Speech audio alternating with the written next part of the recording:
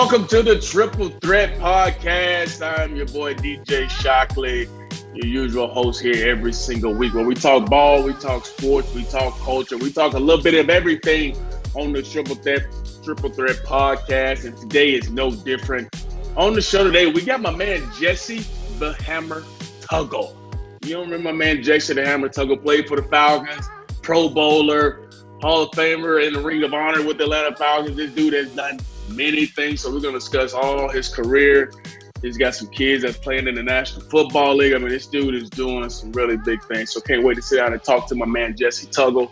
Let's jump around the sports league for a little bit and see what's going on around the world. And let's start in the NBA as we get NBA basketball tonight. And I'm looking forward to some basketball happening tonight. I'm going to watch some myself. We got two teams with some star power. Obviously, we got the Pelicans taking on the Utah Jazz. We know the Jazz are right now in the fourth spot right now. The Pelicans are on the outside, around the 10th spot, but Zion's back. He's back from quarantine. He got 2 days of practicing, so they're looking forward to seeing Zion on the court. And then in the marquee matchup, you got the Clippers and the Lakers, the top two in the West. LeBron, Kawhi. You got all the big-time names in there, but one guy you won't see is a guy from my neck of the woods who I know pretty well, my man Lou Williams. A lot of talk this week about Lou being quarantined for 10 days because he decided to go get some wings from a establishment here in Atlanta that a lot of people know. Scott, have you ever been to this establishment called Magic City? I have not. And if I had, I probably wouldn't admit it. Come on, man. Nothing wrong. They got good food there. I've been there a couple times here and there. Way back, a long time ago. It must be good food. So they won't have Lou Williams, who has been a sixth man for a long time, and the NBA puts up tons of points. So they'll miss him in the first two games of this season. But the Clippers and Lakers, looking forward to watching those games tonight. In other news, Zion, how do you feel about Zion being back and watching him play? Obviously, he had to be quarantined for a little bit, but he's going to be back playing.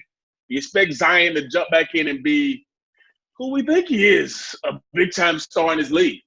Yeah, I don't see why not. I mean, when he came back from injury last year, it looked like he was in mid-season form, and I don't remember how many points he scored, but it was over 20, I believe, and he was just he was Zion. So he is that's somebody that is, I think he's going to be exciting as long as he stays healthy. He's dynamic, he's athletic. For a dude, he looks almost like Charles Barkley did back in the day, but he jumps like MJ. Yeah.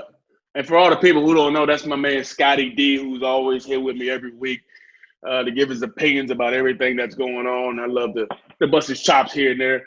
But I'm looking forward to seeing Zion too, man. That's a big dude who can run, who can jump, and hopefully he stays healthy during this time. And that's one of the things that I'm worried about during this little game of stretch that they have going on is how many guys will stay healthy, because you're talking about guys, they get these little tune-up games, but when the real games come, it's going to be amplified because you got about 8 to 10 games and you're going to get into the playoffs. How many guys have hamstrings? How many guys have quads? How many guys have ankles? I mean, all those little things you think about are cautious things that I know these players are worried about. So it's going to be interesting to see what happens to these guys and if these guys can stay healthy. In the game tonight, the Jazz and the Pels have decided they will kneel during the anthem in solidarity around the Black Lives Matter floor lettering. And NBA Commissioner Adam Silver says, I respect peaceful protest. So you can see some of the NFL guys using their platform already to show how they feel about things that are going on in our world and the injustice that are going around the country. So big games tonight. Looking forward to that. Scotty, who you got tonight? Jazz, Pels, Lakers, Clippers. I'm going to go with, I think that I'm going to say that the Pelicans are going to come out and turn some heads. They're going to take care. They're going to take care of the Jazz, and then I can't until they dethrone them. Well, I shouldn't say dethrone them, but I got to go with the Lakers. I can't bet against LeBron and AD. Like show. Hey, you forget, man. Yeah, they got LeBron, they got AD, but they got J.R. Smith back too. J.R. Smith, the long assassin, who always he's been long as he with LeBron, man, he been good. So, man, I can't wait to see my man J.R. Smith get back. All right, let's jump into another league, the National Football League, where there's so many things going on in the National Football League this week, actually. Training camp opens up. A lot of teams got back to camp on Tuesday, and testing started for a lot of these teams on Tuesday. And the biggest news this week is tons of players are opting out. Now, there was a new agreement that came out on Monday. They give all these players a whole week to declare if they're going to opt out or they're going to play. And right now, the Patriots are a team that have at least 6-7 players who are opting out right now. The most notable guys is Patrick Chung and Dante Hightower. So there are a bunch of guys who are opting out. Other names that are opted out: Marquise Goodwin, wide receiver for the Philadelphia Eagles; Stephen Guidry, wide receiver for the Cowboys; Devin Funchess, wide receiver for Green Bay; Jordan Mack, linebacker for the Panthers. But if you do decide to opt out and you are at high risk, you get $350,000, and that season gets secured for the next year, and you get counted for it. So an example of that is Marcus Cannon, offensive tackle for the New England Patriots. He opted out for this season. Now, he will get the $350,000. He'll get the accrued season. But the biggest thing is he is at high risk because when he was drafted back in 2011, he was diagnosed with Hodgkin lymphoma, and he is a cancer survivor. So he is one guy who is at high risk, and you can understand it. Now, Scotty D, I can understand these guys, and I can respect these guys' decision simply because they're not thinking about this is all about me. They're not being selfish. They're thinking about this is something that will affect maybe my family, it'll affect people around me. I saw earlier this week some of the McCourty twins talking about, hey, I'm not worried about guys at the facility. I'm concerned when they leave the facility, where they're going, who they're around. That's the biggest thing. What is your thoughts on some of these guys opting out? Do you like it? You don't like it? What are your feelings on it? Well, it's totally, to me, it's totally their call. And if they're doing it for health reasons, you have to respect that. There are people that I'm sure there are guys with young kids at home. There are guys with pregnant wives at home, and they don't want to bring it back. And it's exactly right. You don't want your guys going to get wings at Magic City when you're, when they're not at your house or at the facility. So I totally respect that. I'll be honest with you, though. I'm surprised when I read the list of people, to me, there's Chung and Hightower. Those are the headliners. And there's a handful of names who I recognize, but then there's a bunch of people I don't know. And what's interesting to me is I would have think that there would be more veterans, more big dollar guys, more secure guys, financially secure guys. I don't know all of these people, all of these players' contract situation, but I would have thought that guys that playing for a spot, so to speak, or if because I hear athletes talk about it all the time, where if you are not there, that's an opportunity for somebody else to take your spot, right? So, right. And so that's I'm the a little big thing. Surprised. That's the big thing, because I try to put myself in that spot of, if I was playing during this time, what would be some of the things that I thought about? And it would be that I had a young kid at home, like Dante Hightower, who was a young baby who was just born. Where's my family been? Will I affect them? All that kind of stuff matters. But then there's also what you just talked about is, this may be my only shot to make a ball club. This may be my only shot to play in the National Football League. For a lot of guys, this is the only opportunity you get to be in a training camp. So you're trying to heed that opportunity to be there. So that's a big part of a lot of these guys' decision. And like you mentioned, some of these guys are secure. Some of these guys have made millions of dollars. So sitting out 1 year probably won't hurt it. So, but you know what? It's only Thursday. And then we have all these guys who've already opted out. Who knows what happens over the weekend leading into next Monday, how many guys actually opt out for this 2020 season.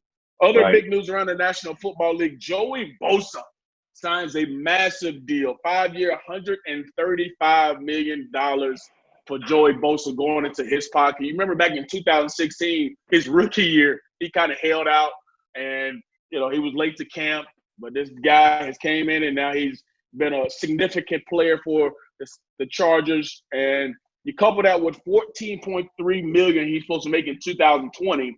This year is a 6-year deal worth $24.8 million per year. And when you think about how that matches up to some of the other guys around the league, we just saw Myles Garrett get paid a few weeks ago. He's already topped that by $2 million. Khalil Mack, he's topped that deal, who's making $23 million a year. And Aaron Donald, who's making $22.5 million a year.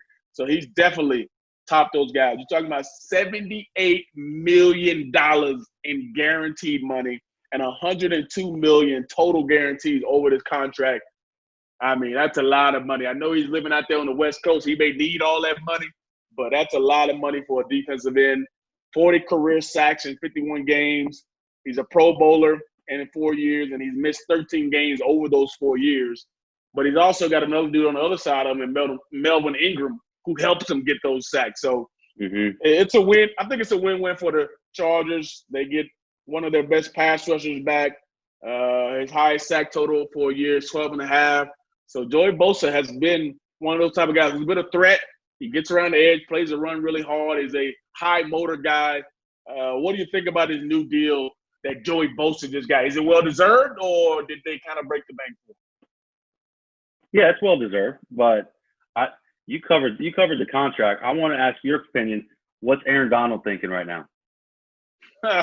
Aaron Donald is happy, man. He ain't worried at all. Because here's the thing. Aaron Donald plays inside, and he is still making just as much money as these guys Good point. on the outside. So Aaron Donald ain't worried. Well, I'm just saying he's got the same real estate issues as Joey Bosa has. So. True. They out there on that West Coast where the price of living is a little bit higher than everybody else. Last bit of news real quick. We heard Patrick Mahomes get $500 million in his contract. And we just found out this dude has bought a piece of the Royals. Is that big boy balling or what, Scotty? That's a baller move. I love it. That's so cool. So cool, man, to see something like that. I really like that guy, you know. And it's probably just such a sweet icing on the cake of everything that's happened to him in the last 12 months specifically. But his dad played baseball for many years. He grew up going around those clubhouses and stuff. And what a cool story. And it's in a smaller market in Kansas City, so they're I think it's cool to establish for Mahomes to establish he's planting his roots there, and I think that's really cool. And what's great, I mean, what the good thing about it is these days is players are not just players. They're trying to be businessmen. They're trying to make sure their future is fully secure, and they're going to have that residual income for a long time. So big prop to Mahomes for getting into the ownership role and having a piece of the Kansas City Royals. Major League Baseball. Scotty, I know this is near and dear to you. I know there's a lot going on, and it all starts down in Miami, where they've had 17 players and staff test positive, and now they're going to daily testing now. They just had a series with the Phillies where things did not go well, so the Marlins will be off all the way until Monday. The Phillies will be off till Friday, but they affect so many other teams with what happened in that series. What is your take on, does baseball need a bubble? The Marlins, are they a lot to blame for this? I mean, where do you go with what's happening now in Major League Baseball? And will we have a 60-game season? I don't know. Based on what we've seen so far, I find it hard to believe. I'm really hopeful, but if 3 days into the season it's already this messed up, I don't know how it's going to work. But I don't know if you can do a bubble with teams this size. I don't know. That's what it seems like to me. It seems like in baseball and football, there's too many people involved. But it's going to be interesting to watch it all play out. Right now, there's a handful of teams that are affected by this. I don't know if that's worse or if it's worse being the Phillies, who got beat by a team where half of them have COVID. So they lost that series. Yeah. So I don't know which is worse, but if the season doesn't happen, that'll sting. But that's a bummer for a lot of people, because a lot of people expected baseball to happen, and I'm still seeing dudes high-fiving guys. I'm seeing dudes with half masks on in the dugout. I mean, it's hard, man. It's hard to follow the guidelines, especially in a sport where you got to run, you got to, be active. So I don't know how it's going to last, man. We got to see. Oh, I hope it works out, but we'll see. Well, hey, it's 2020. No doubt. And here's some good news for Miami, maybe. Found out yesterday that Tua passed his physical for the Dolphins, and he's going to be practicing and when training camp resumes with no limitations. So, hey, maybe that's one piece of good news for Miami, other than the baseball team that they could be excited about. Last but not least, college football. Mm-hmm. Ohio State came out and said they will have 20% of their fans in the stadium, but no tailgating and obviously face masks required. But I thought this was interesting. Texas and Texas A&M says they will have 50% capacity. And Texas A&M is a school I've been in before. They got over 100,000 people there.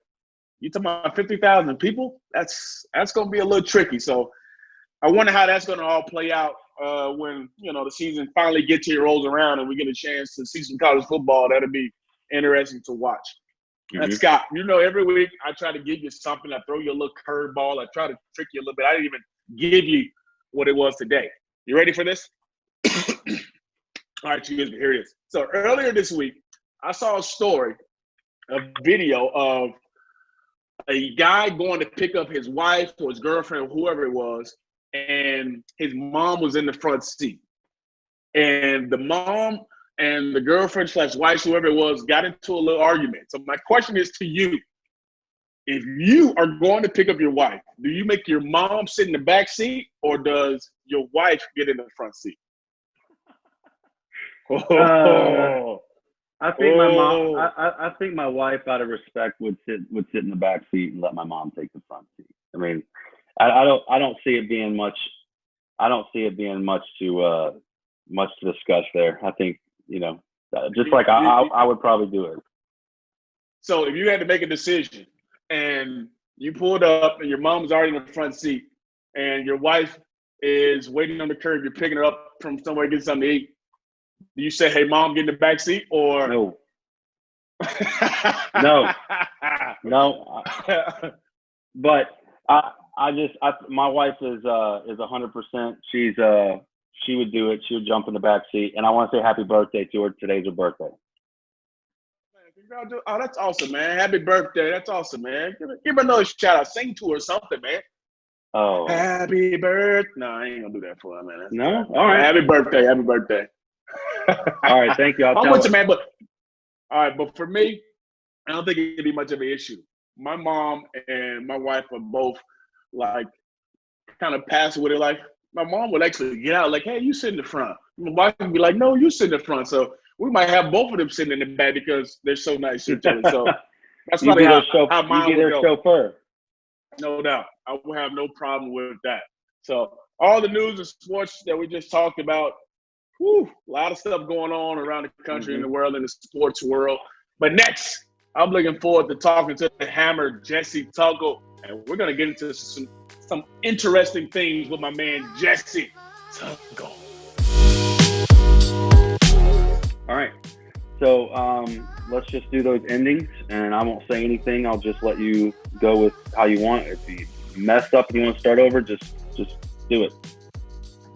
All right, ready for the ending. Here we go. I'll tell you, I struggle looking at you, looking at myself, looking at the camera. You look at the camera the whole time, don't you? Yeah. Man, you're just a trained professional.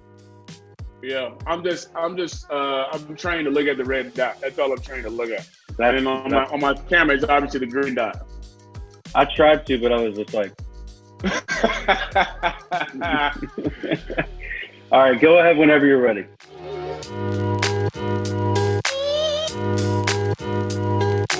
Fall to